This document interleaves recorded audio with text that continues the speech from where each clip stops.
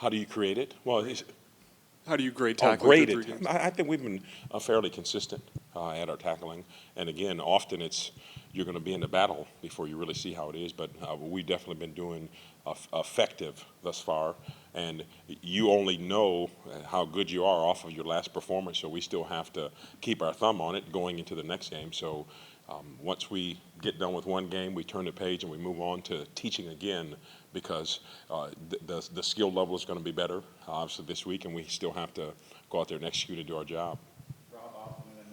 Coach, the versatility in your unit, it looks, I mean, just what we've seen, it looks like you don't mind to play just about any combination of those guys in the first 2 or 3 deep. Is that accurate? Yeah, I think from a vision standpoint in the room, we have to create a culture that's going to foster to and embody to academic, athletic, and personal excellence. So when you do that, everyone is going to be encompassing, because we're always teaching everyone. And our vision is to have dual linebackers to where you can always get your best guys in. And one of the goals that we wanted to encompass coming in was see who was going to be the best combination of guys and who could play where. And I think the guys have really done a great job of embracing that and really putting that into play on game day.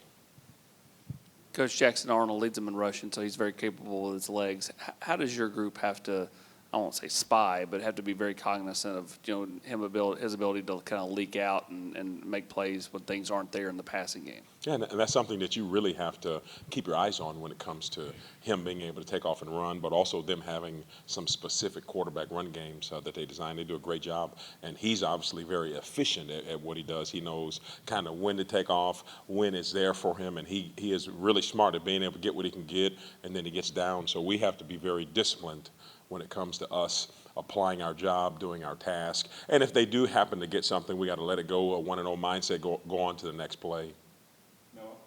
Coach, I know you were high on Edwin Spillman in the spring and then fall camp. Just obviously made his debut against Kent State. Just kind of what are your impressions of him and how did he do in the 15 snaps or so he played? That's still very good. He's definitely coming along and growing, exactly what you want from a young player. The one thing that he does not lack the physicality, and that's what you want in your linebackers, to where if you say run through the wall, I know if 13 is going, there's going to be a hole in the wall, and that's exactly what you want. And just as young players, you're always trying to teach them on the understanding of just the schematic things that you want. So seeing him grow and have a guy like Keenan Peely, having him under his arm, it's awesome. And he's actually reaping some of the benefits of that. Patrick, and then we'll go to Brent. Coach, I think one of the guys we've collectively asked you maybe the least about is Jalen Smith. He's playing a lot for you guys so far. What's he done to position himself as a redshirt freshman to play and earn your trust, and what has he done well through the first 3 games? Yeah, the biggest thing Jalen has done, he's been consistent. When he has a task to do, he can go apply the job that's needed on that particular call within the defense. The other thing that he's done is he's really grinded during the spring, during the summer, and during the fall camp of just making sure that he knows exactly everything that's going on within the schematic structures of the defense. So when he's out there, he's not going to be deficient, and he works efficient in all of his movements. As a young player, he's still developing, so it's not perfect just yet. It's still going to be what we would call kind of poetry in motion as he's still trying to paint his picture as a young player. But we've definitely been pleased with how he's been able to be consistent on the football field. And at the point of attack, he's been able to make his plays and make his tackles. Coach, on multiple occasions, Coach Heupel has praised the eyes of the linebackers. What's the key to a linebacker having good eyes from your standpoint? What was that? I couldn't see you.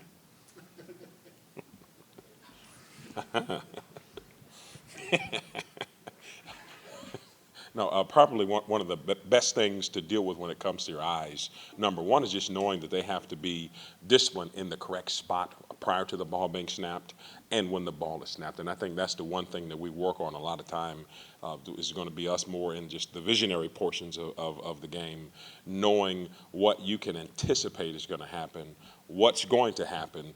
Did it happen? You got your confirmation because your eyes are in the correct spot. Now you can be able to go play fast, and I think that's one of the things that our young men, to a whole group, they've been really able to encompass that when it comes to our eye discipline, and that's probably been one of the reasons why we've been able to experience a lot more success on the field.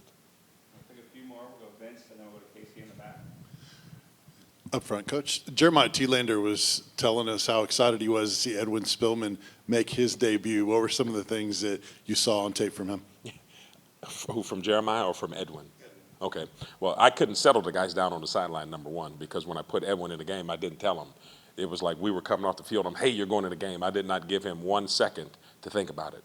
And all the guys on the sideline started going crazy. So every person was looking directly at him. But to see him go out there and play and be effective more than anything, I think we knew physically he could go apply and do all of his jobs. We just wanted to make sure that he could settle down, and that's kind of what coaching is on our end, just making sure he can be calm and everything can be slowed down for him. And that's exactly what you want as a young player, getting the exposure that he got at that period of time. And we thought it was kind of going to be a 15 to 20 snap scenario for him. So he's on course to growing with respect to what we want from him.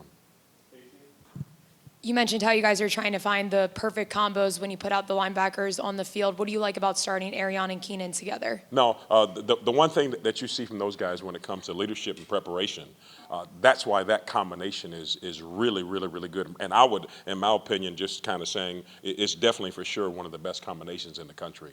If you look at their production per play, it will definitely speak for itself.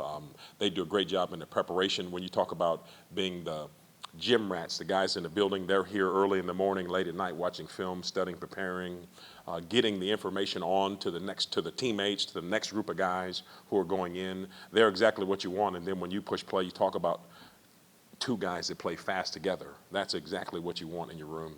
And we've been very pleased to see them continuing to go in there. And from our standpoint, knowing we're getting into SEC play, we still have to continue to take steps and rise in our performances.